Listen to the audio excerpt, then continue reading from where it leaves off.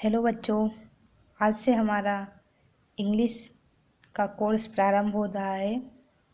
तो हम सबसे पहले इंग्लिश में जो बेसिक चीज़ें होती हैं वो सीखेंगे। तो बेसिक चीज़ों के लिए सबसे पहले हमारे आता है द सेंटेंस। ठीक है, सेंटेंस मीन्स होता है वाक्य। इसकी डेफिनेशन मैंने हिंदी में इसलिए लिखी है ताकि मेरा वीडियो का उद्देश्य हिंदी मीडियम बच्चों को जहाँ तक हो सके अच्छे से इंग्लिश सीख सकें, इसलिए मैंने इस वीडियो को हिंदी में बना रही हूँ। इसकी डेफिनेशन यानी परिभाषा होती है। तो इसकी परिभाषा क्या है, मतलब वाक्य क्या चीज़ है, थोड़ा हमें इसके बारे में भी समझना होगा। तो शब्दों का वह समूह जिसका कोई पूर्ण एवं स्पष्ट अर्थ हो सेंटेंस कहलाता है।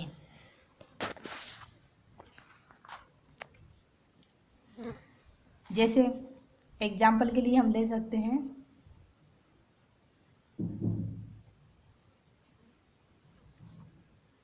सचिन एक अच्छा खिलाड़ी है।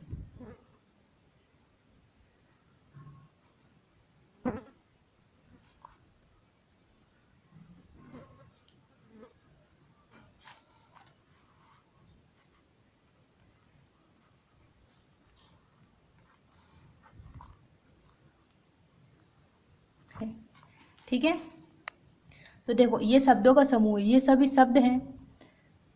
आपने देखा होगा ये एक शब्द जैसे स है तो ये वर्ण है, ए है तो ये वर्ण है, वर्ण मिलके ही शब्द बनाते हैं। तो ये शब्दों का एक समूह है, समूह ग्रुप, जिसका कोई स्पष्ट अर्थ निकलता हो। तो इसका एक अर्थ निकल रहा है, जैसे सचिन एक अच्छा खिलाड़ी है। तो इसका हम इंग्लिश में ट्रांसलेट करेंगे, सचिन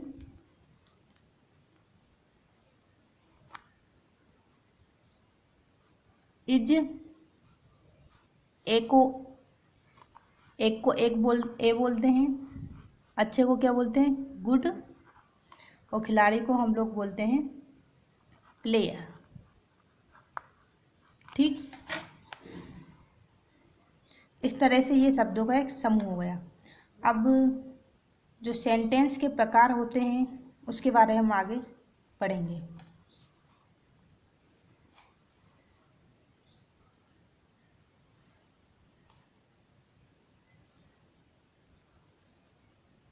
काइंड्स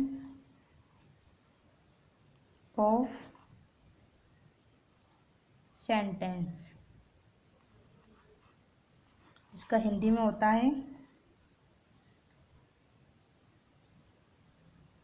वाक्यों के भेद। इस वीडियो में हम ओनली 2 ही सेंटेंस के प्रकार पढ़ेंगे। इसके बाद नेक्स्ट प्रकार इसके अगले वीडियो में पढ़ेंगे। ठीक है बच्चों, तो पहला होता है इसका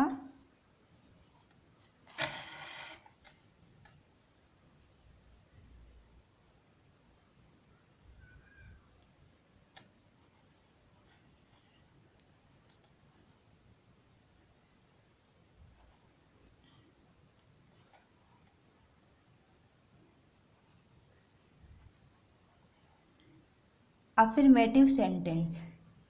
इसको हिंदी में हम बोलते हैं स्वीकारात्मक वाक्य। सेंटेंस में वाक्य होता है, मतलब ये बिल्कुल सिंपल होते हैं, इसको स्वीकारात्मक भी बोलते हैं। हम जैसे ले सकते हैं कविता ईमानदार है।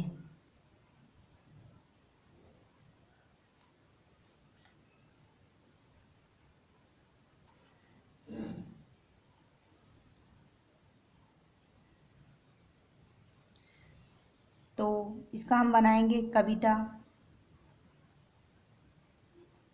के साथ में इज लगेगा,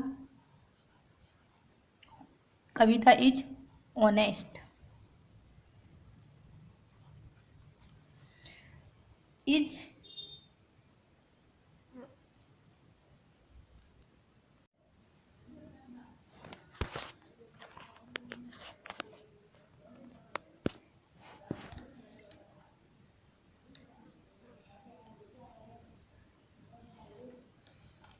अब हम पढ़ेंगे नेगेटिव सेंटेंस। नेगेटिव सेंटेंस को हिंदी में हम नकारात्मक वाक्य बोलते हैं।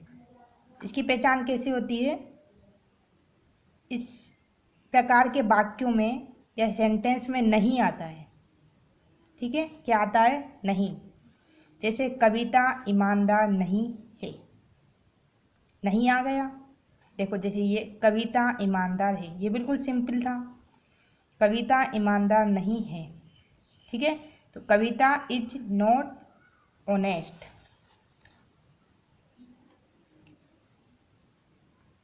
ठीक, तो हमें समझ में आ गया। अफर्मेटिव सेंटेंस सिंपल होते हैं बिल्कुल। नेगेटिव सेंटेंस में नहीं का यूज होता है। अब आते हैं हम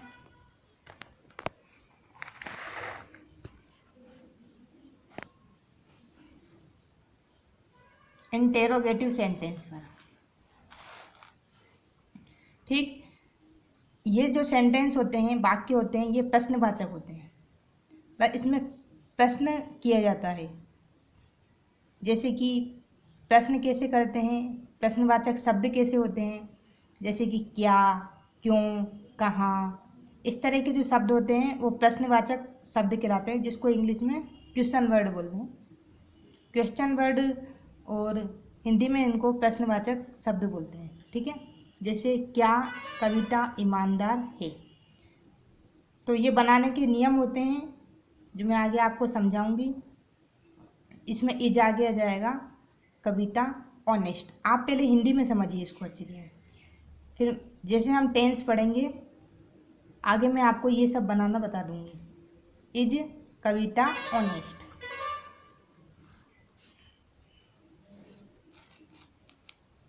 जैसे नेक्स्ट हम समझते हैं अशोक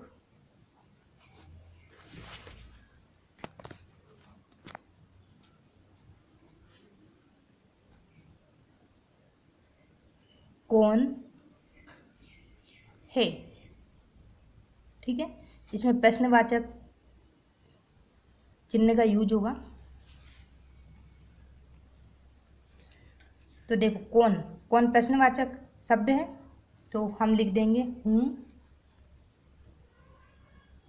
कौन को इंग्लिश में हूँ बोलते हैं, हूँ इज अशोक।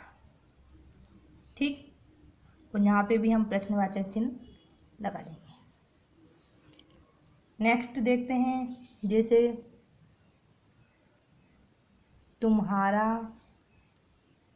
नाम क्या है। देखो इसमें भी प्रश्नवाचक शब्द का यूज आया है। तो क्या को बोलते हैं व्हाट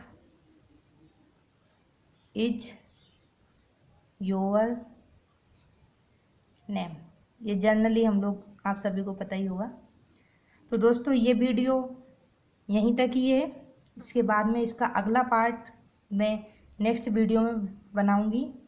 अगर आपको ये वीडियो अच्छी लगी तो प्लीज़ इस वीडियो को लाइक करें, सब्सक्राइब करें, कमेंट करें और अपने दोस्तों को शेयर ज़रूर करें। थैंक्स।